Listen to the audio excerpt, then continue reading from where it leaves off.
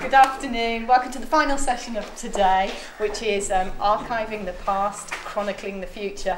I've had an interest in archive, and it's because of the engine room, really. I'd worked here for about 3 years, and I'd never made a film, and I'm on the committee for the Gardening Society, and somebody said to me one day, "Oh, what is it that you do?" So I explained all about the engine room and talked about the archive screenings that Phil would go out and do. And they said to me, "Oh, we've got some film footage, would you like it?" And I said, "Yeah, okay." And they handed over about 10 reels of film, and brought it in, and we phoned for some advice, because it was clearly labelled from the 1930s, so we didn't know whether it might be nitrate. So we phoned for a bit of advice before opening the cans, and the gentleman on the other end of the phone said, "Well, smell the cans. Does it smell of almonds?" And I'm like, sat in the office, I said, no. He said, "Gently shake it, just to make sure, because apparently if it's nitrate, you'll know this, if it's nitrate, if you open the can, it can suddenly boom." And I'm thinking, okay, they're all under my desk. That's fine at this point. And he said, "But the only way you'll ever truly know is if you take a piece and go and set fire to it." And I thought, no, well, I'm not doing that. Anyway, Phil said, "Let's get it digitised." And we didn't have any budget. We sent it off to be digitised, and the tapes came back. And I said to Phil, I'll take it home and log it.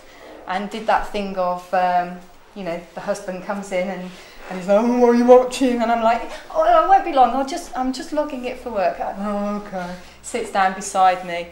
Hour and a half later, and we're still absolutely glued to this footage. It was fantastic. It was just daily life activities, events in Burnham-on-Sea from 1933 onwards, and that was it. I was hooked.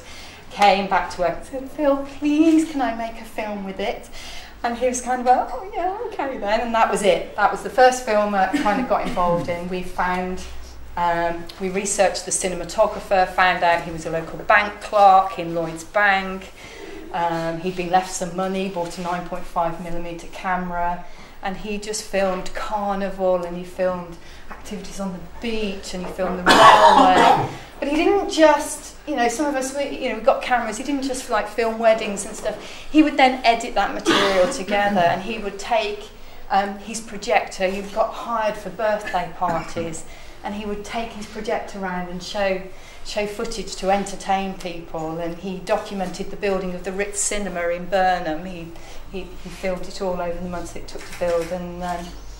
And then I bought a 9.5mm camera on eBay, and Dan Gale used that in the making of Finding Buck. So that kind of really kicked it off for me.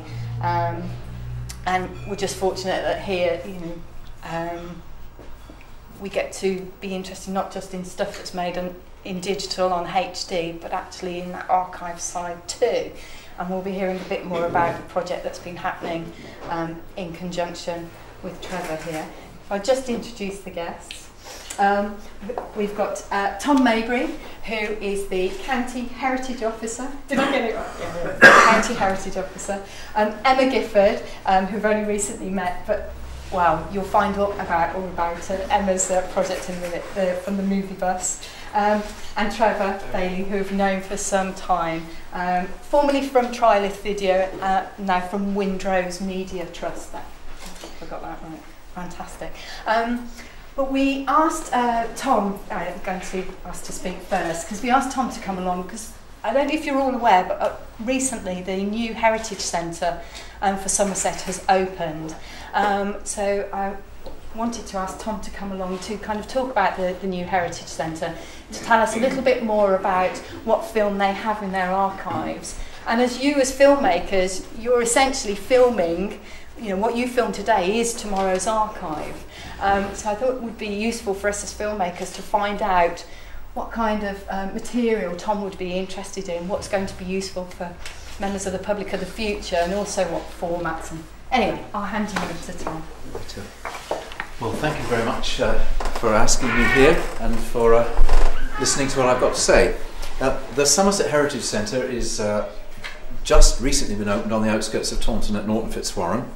And it's the successor to the former Somerset Record Office, which was built in 1958.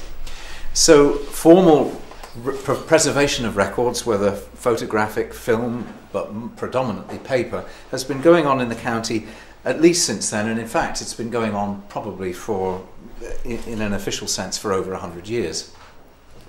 If you go into our strong rooms, you'll find thousands and thousands of photographs, still photographs, on photographic emulsions. And I suppose the earliest photograph I can think of is probably one of 1854, which is a view across the River Tone towards where the Brewhouse Theatre now stands. That's probably the first panorama that has been preserved of a Somerset scene, other than somewhere in Bath. And you will find thousands and thousands of photographs in our collections. Film material is a bit rarer. In fact, it's a lot rarer. There was never a concerted effort to find and preserve film material. And so what we have accumulated tends to have arrived with us by accident, rather than by us going out to search for it. Now, you might say we missed a trick there, and I think you'd be right, because there is, and certainly was, a mass of film material relating to Somerset, either in the county or beyond it, which, with a concerted effort, we could have gone out and sought and preserved. And in fact, it's people like Trevor who have taken on that challenge in more recent years. That is to try and discover the film material that exists, to preserve it digitally chiefly, and then to ensure that originals, where they came into the hands of a person like Trevor, were preserved elsewhere. And so in recent years we have accumulated a significant archive of original film material which has come to us from people like Trevor. It's very important stuff. And perhaps I should just describe the Heritage Centre, since you asked me to describe the Heritage Centre. It's an enormous great building on the outskirts of Taunton with climatically controlled strong rooms, with a public search room, and also with a second building which preserves millions of museum objects. So it truly lives up to the name of a Heritage Centre as a place which preserves the material evidence of Somerset history. Most of the formats, as I've already said, tend to be traditional. Paper and parchment are the key kinds of things we keep. And the earliest piece of parchment we preserve there is King Ina's Charter of 705 AD. So it goes back a long way. And of course you get into a certain mindset, and the modern doesn't impinge, and you find that actually you've missed the boat in certain ways. And so people like Trevor have stolen a march on the official archive preservers of Somerset, and so have organisations such as SWIFT at the Southwest Film and Television Archive down in Plymouth. Some record offices have been much more geared up to the preservation of film material in particular, such as the Hampshire Record Office in Winchester, which has a specific Wessex film archive there with the equipment and viewing and projecting facilities that you'd need. That doesn't mean to say that we haven't got a deep interest in what film has to tell us, and that the kinds of things that you are creating now are not of the utmost importance to a proper chronicling of Somerset and the West Country in the future. So I would strongly urge that if you're preserving, or if you're creating films, and it'll be largely digitally these days, but if you're creating films, you should always think in terms of how you're going to preserve it archivally as well. How are you going to ensure that your work doesn't survive just by accident, as so much material in the past has, but that you have a proper strategy for ensuring that there is a copy, a master copy as it were, of the work you've created, preserved forever in an appropriate place. And the new Somerset Heritage Centre would be delighted to receive copies of your work on that basis, and to ensure that it's there to be seen and enjoyed, and to be a commentary on its times long into the future. So I would strongly urge you to always be thinking about not just of the present market for your film, but for those future generations who will want to see it, deserve to see it as well. One other aspect of what I ought to briefly to sketch in is some of the film creating that we've been doing ourselves in the Heritage Service. We're responsible not just for archives, which is essentially strong rooms full of jigsaw pieces, full of the raw materials of history. We've been responsible as well for creating, and are in the process of creating, the new Museum of Somerset at Taunton Castle. And that has got an awful lot of audiovisual content, and the engine room has been involved in some of the work we've been doing. We've been closed since April 2009, and we wanted to make sure that the contents of that wonderful museum were not entirely hidden during the period that we were closed, because we don't reopen again until the summer of next year. And it was the engine room who helped us to make a series of films focusing on favourite objects, which have been posted on YouTube and which you can see there. And I myself appear in some of them. They haven't had many views, I have to say, although some of them have. Some of them have got well into the hundreds. Some of them have been less popular.